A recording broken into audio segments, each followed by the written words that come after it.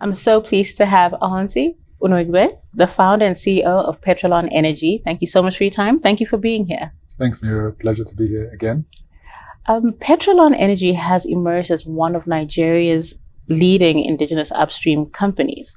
How do you see the role of independent operators evolving in the country's oil and gas future?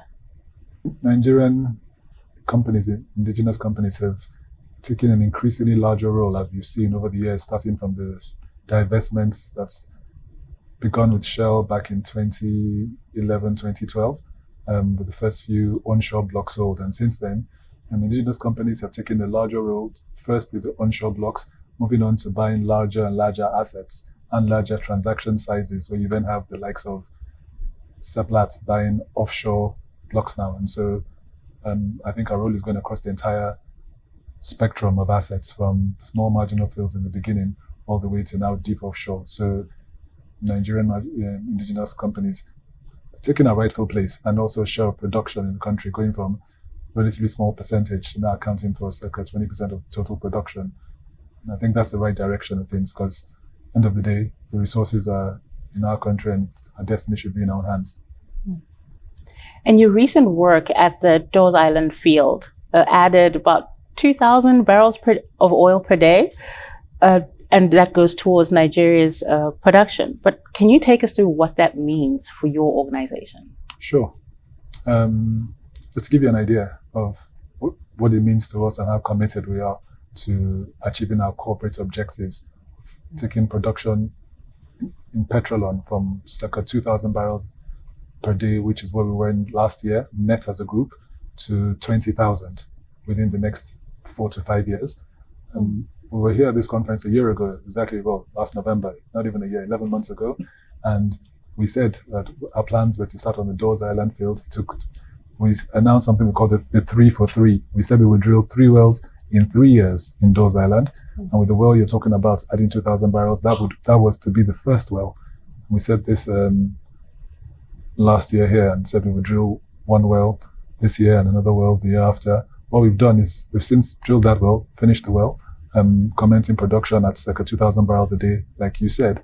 But we've gone better than 3 for 3 and to 2 for 1, where we're drilling 2 wells in 1 year. The 2,000 barrels was the first well we've done. We'll commence drilling next week, actually, around the middle of October. On the second well, we'll rig on location. We spot the well middle of October, and we plan to actually take production from 2,000 that you mentioned to circa 4,500 barrels before the end of this year.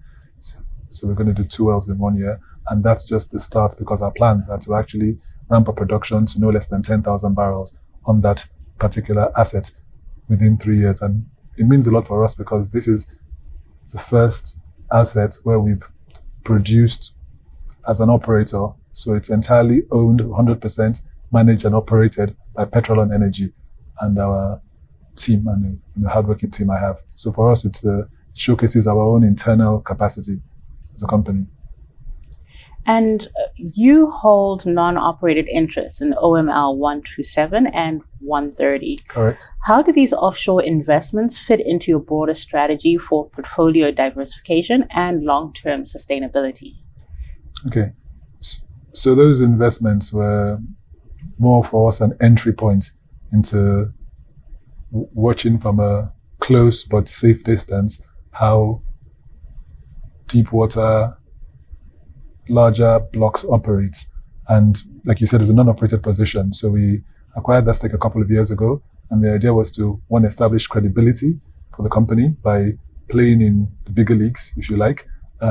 Also getting into quick cash flow generation, because these are 2 of the most prolific blocks in the country. So there's significant revenue from them. So it was a revenue generating source of quick cash flow for us. And for a startup, you want to start small, establish cash flow, establish credibility within the industry, get known for a couple of assets, and then move from that into an operated position. So for us, it was an entry point to move towards our own goal of owning and operating our own assets. Hence why we then moved on to acquire the Dawes Island field 100%, operated, start production, and we plan to then move into larger assets from marginal fields to acquiring our own blocks one day. So for us, it was a entry point to start and then go all the way back into operating our own blocks. I'd like to turn to the Future Leaders program. How important is this initiative for developing young Nigerian engineers? And how does it reflect your vision for building local capacity and shaping the next generation of industry leaders? So, to talk about the Future Leaders program, I should point out that when I founded Petralon in 2014, 11 years ago, so it's not something we came up with today. 11 years ago, in our corporate objectives and vision, we said the third line was we're passionate about sustainable partnerships.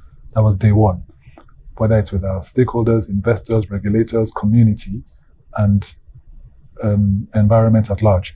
And so building sustainable partnerships is part of something that we're passionate about. And so we set up the Future Leaders program last year in August 2014 as a way of nurturing the next generation in the energy industry. So we started small, as we always do, and with plans to expand.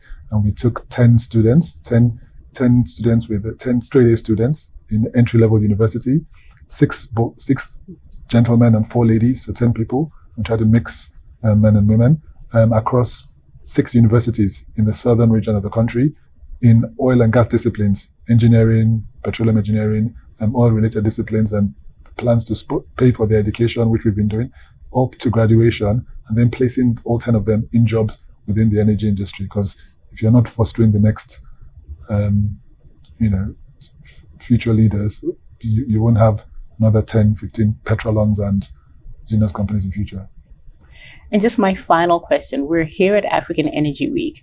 What key messages do you want to share here, and what outcomes do you hope to achieve through your participation? Okay. I think one key message that I would like to see, which has been enforced strongly at this conference, and that's something NJ has done a great job with, is letting the world see that this narrative of Africans waiting for aid and help for some foreign powers is not the narrative in Africa at all. There's people in every sector, not just oil and gas, have strong, entrepreneurial, energetic young Africans making impact in all facets, from Nigeria to Angola to Mozambique to South Africa. And I would like to see that narrative enforced, that Africans have the skills, the intelligence, the capacity, the passion, the commitment, and the resilience to operate at the highest standards, the highest global standards, but locally in their own countries. And that we're the ones who can transform our continent and no one else. And energy security is one way to do that, because this continent is blessed with one of the most abundant resources in the world. Oil and gas is specifically because we're sitting at the AEW, but it goes across, as you know, from mining to whatever it is, right? And so I would like to see more African companies run and owned by Africans, taking more control within their respective geographies of their resources, and more Pan-African collaboration. So I would like to see, South Africans companies expanding into West African, West Africans expanding into North African, what have you. So what African Union was meant to be, like the EU, I'd like to see Africans. That's the message I'd like to take. Africans should learn more collaboration. So we're all doing very well within our respective countries, but a lot more cross-border collaboration so we can grow our continent as a whole and not any country leaving the other behind. Thank you so much for your time. Thank you for being here. Pleasure meeting you again, Mira. Look forward to seeing you next year. Definitely.